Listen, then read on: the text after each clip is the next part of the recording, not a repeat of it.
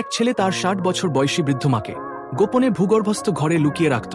সে প্রতিদিন মাকে ভালো খাবার দিত, কিন্তু কাউকে তার সঙ্গে দেখা করতে দিত না। গ্রামের লোকেরা যখনই মায়ের খোঁজ করত, সে সবসময় কোনো না কোনো অজুহাত দিত। তবু মাঝে মাঝে সেই ঘর থেকে আসা আওয়াজে লোকজনের সন্দেহ হতে শুরু করল।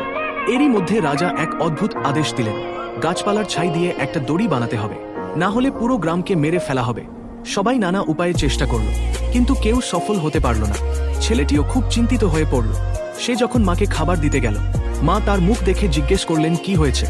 সব কথা শুনে মা হেসে বললেন, দড়িটাকে নুন পানিতে এক রাত ভিজিয়ে রাখো, তারপর সেটা পুড়িয়ে দিও, দেখবে ছাইতেও দড়ির মতো আকৃতি রয়ে যাবে।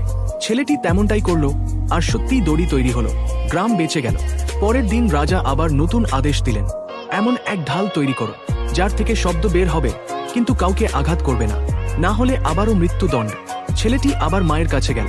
মা বললেন, কিছু জোনাকি ধরে ঢালের ভিতরে রাখো, ওরা ভয়ে একে অপরের সঙ্গে ধাক্কা খাবে, তখন ঢাল থেকে আওয়াজ বের হবে। রাজা সেটা দেখে খুব খুশি হলেন।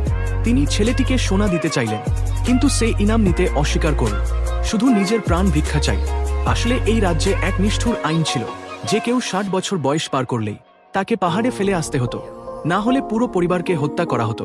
ছেলেটি তার মাকে ভীষণ ভালোবাসত, কিন্তু আইনের ভয়ে একদিন মাকে পিঠে নিয়ে পাহাড়ের দিকে রওনা দিল। মা পথ চলতে চলতে ডাল ভেঙে ফেলছিলেন, যাতে ছেলে ফিরে আসার সময় পথ না হারায়। ছেলের চোখে জল এসে গেল, তবুও মাকে রেখে চলে যেতে হলো। কিছু দূর যাওয়ার পর সে হঠাৎ পাথরে হোঁচট খেয়ে পড়ে গেল, আর তখনই বরফ পড়া শুরু হলো। তার মনে পড়ল, মায়ের তো ঠান্ডা সহ্য হয় না। সে দৌড়ে ফিরে এল, দেখল মা পাতলা চাদরে কাঁপছেন এবং তার জন্য দোয়া করছেন।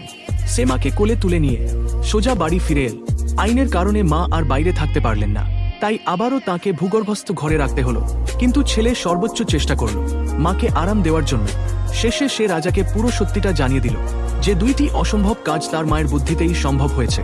রাজা বুঝতে পারলেন, বৃদ্ধ মানুষরা কখনোই বোঝা নয়, তাদের অভিজ্ঞতাই আসল ধন।